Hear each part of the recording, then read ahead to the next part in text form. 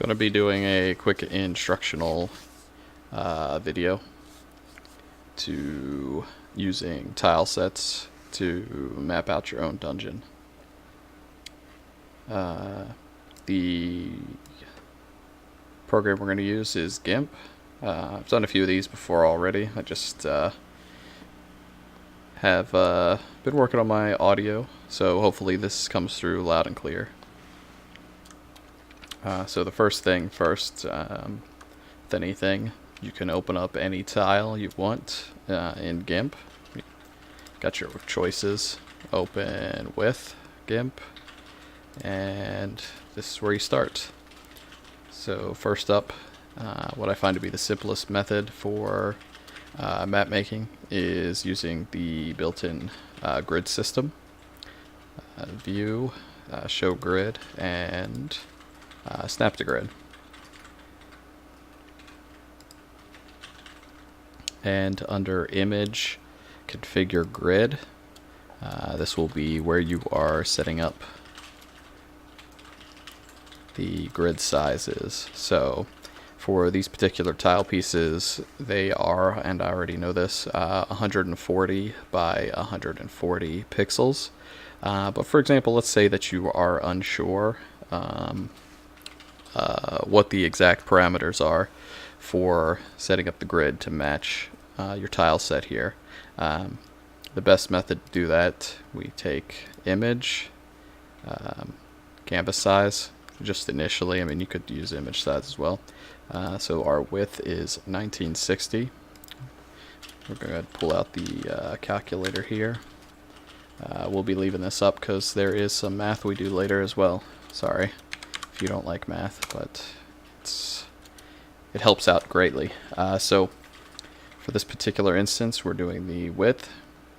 We'll count them out here, 1, 2, 3, 4, 5, 6, 7, 8, 9, 10, 11, 12, 13, 14. Divided by 14 is 140, which is great. Gives us our grid size. It's going to be 1 square is 140 pixels. As you see, I've already got mine set up. So let's go ahead and move on to map making real quick.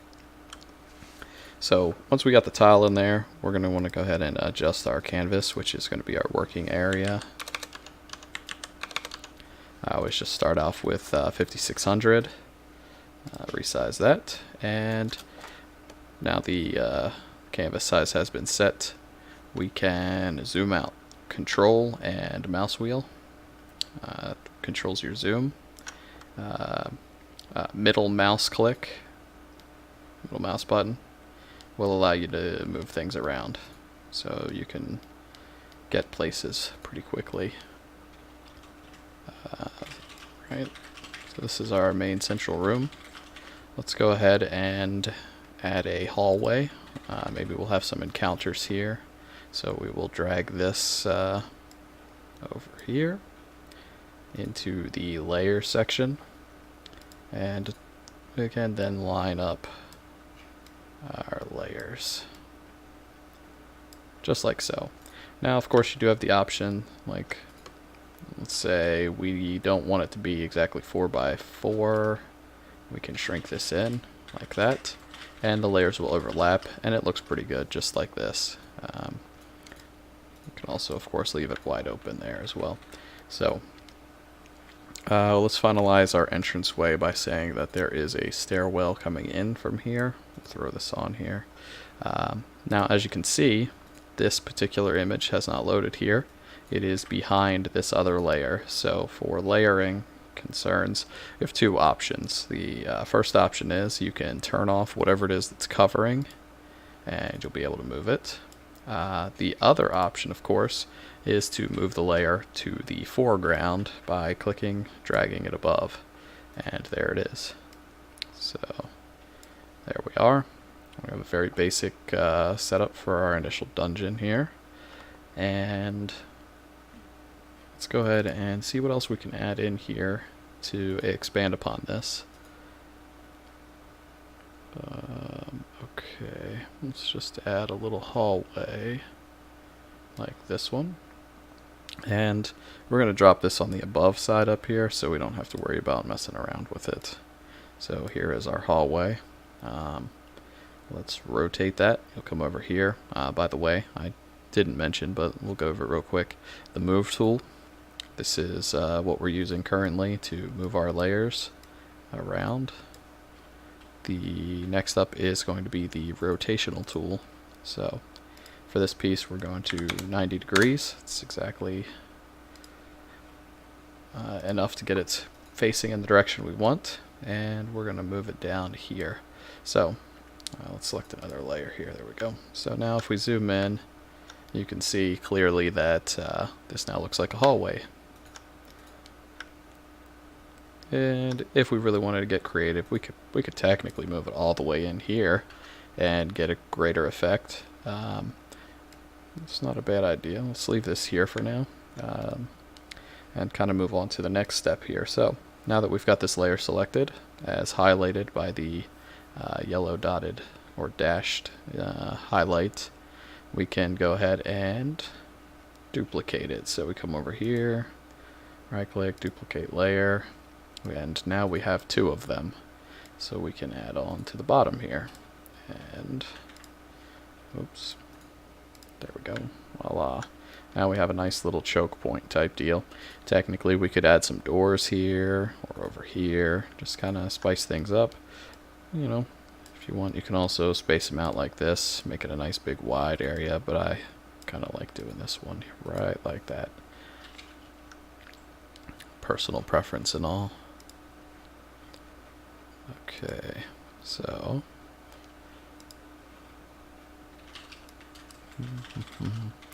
let's think, what would we like to add to the north and south of our dungeons here?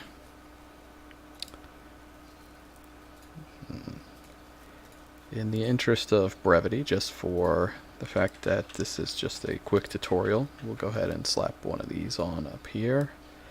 And let's do something a little interesting with the southern room.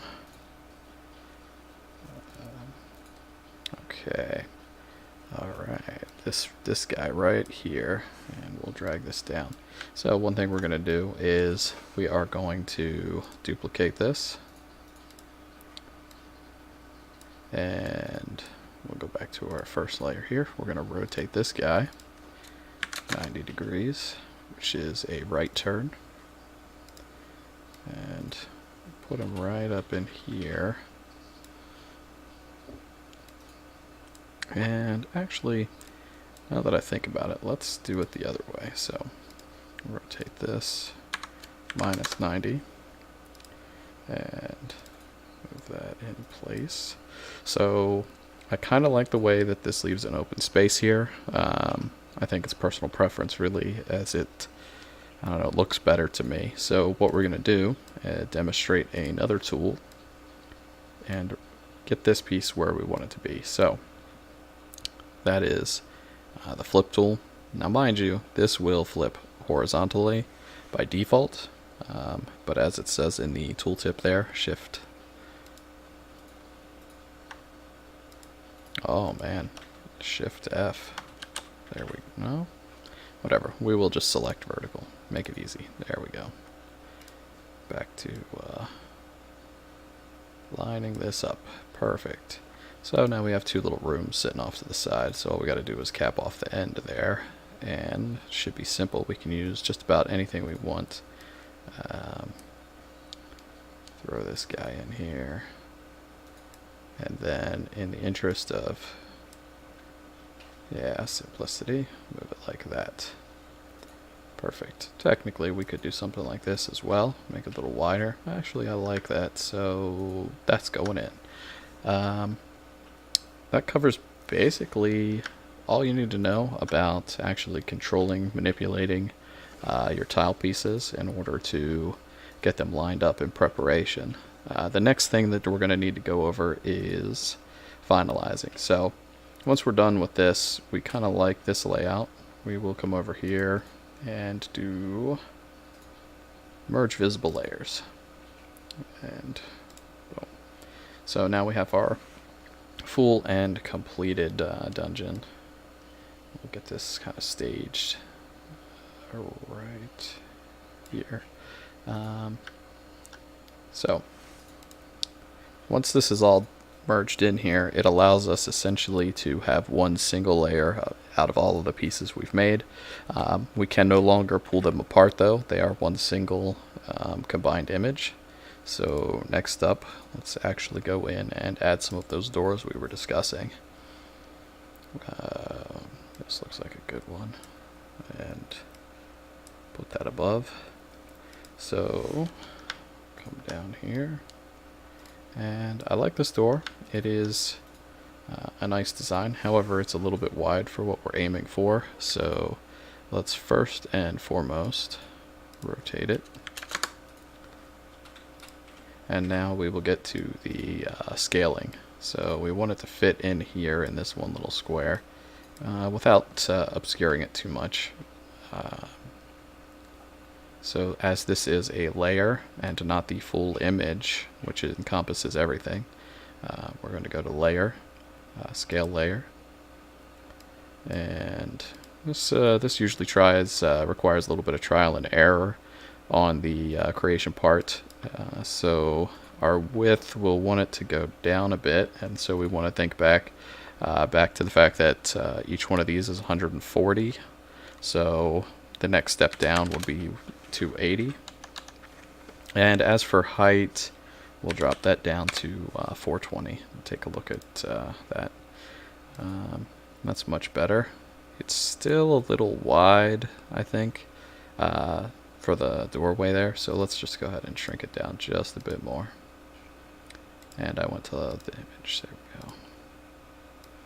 So our height, we'll drop that down to 280. Shrink this in to, you know what, 187 is fine. That should be okay. Yeah, there we go. Perfect. And if you just take a few extra seconds here to line it up, this looks real good. So we can come down, zoom in, and just see, get it perfect. Bit of a perfectionist, I'm sure. So there we go. All squared away. Now let's go ahead and throw in a few more of these.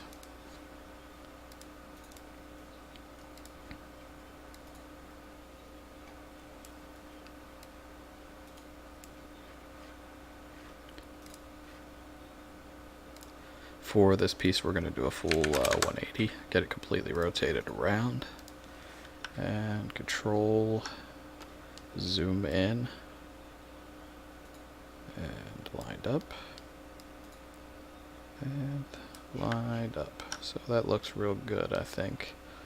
And so let's go ahead and use one of these here stone doors. We'll use a double door here. Throw this in.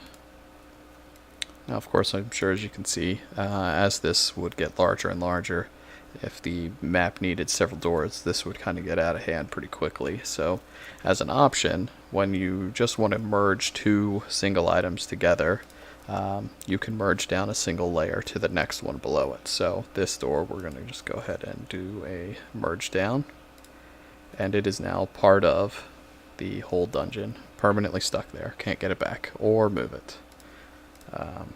So back to our double doors, let's do the same thing we did before. Select the layer here, then layer, and scale size.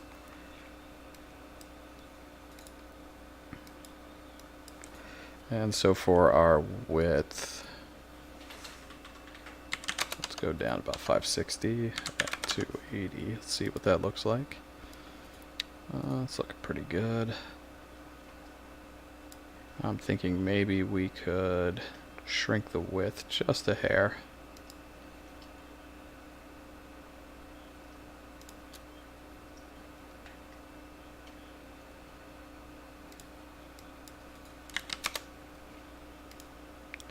There we go. See, now that's perfect. It looks like it fits right in each one of these tiles as it's coming out. So that's essentially what we need for doing a 2 wide door. Something like that would be good.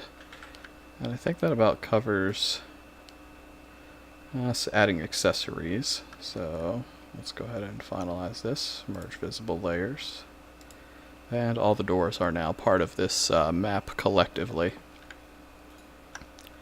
So in this particular case, we haven't used up all of this excess space here. And I feel like that having all this dead space doesn't do anyone any services, especially considering that it does take up space in the actual image size. So what we're going to do is trim. So the first thing, we want to know how much we want to trim. Personal preference again here is one spare completely surrounding the entire thing. Gives you a little space to maneuver. So we're going to trim off 1, 2, 3 on the sides.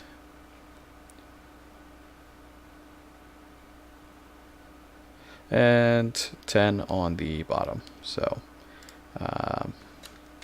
3 by 140 is 420. So image canvas size 5600 minus 420 gives us 51.8. And now the height. And now 10 by 140 is pretty straightforward, so we do the same there. And actually, I think we want one more off of that. There we are, perfect. Resize. So it was 11 down, but you get the idea. So with that created, let's go ahead and move to the next steps here. So first we have our primary layer, which is the actual map. Just to take care of this, layer to image size. This essentially just moves the border to be equal to, but does not actually modify the layer itself. So it's just adding that extra space into the layer. Let's do this.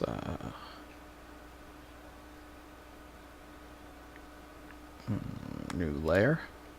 I'll just hit OK. Transparency is fine. And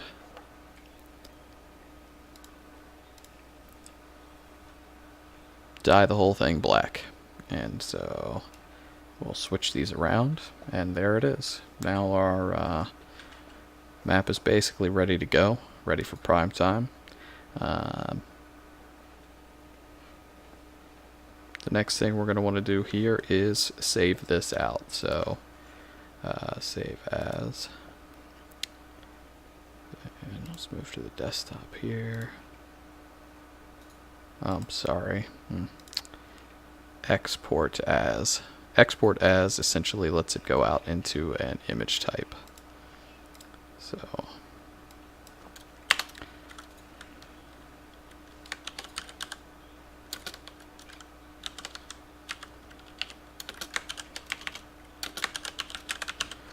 okay, simple enough. We just straight export it.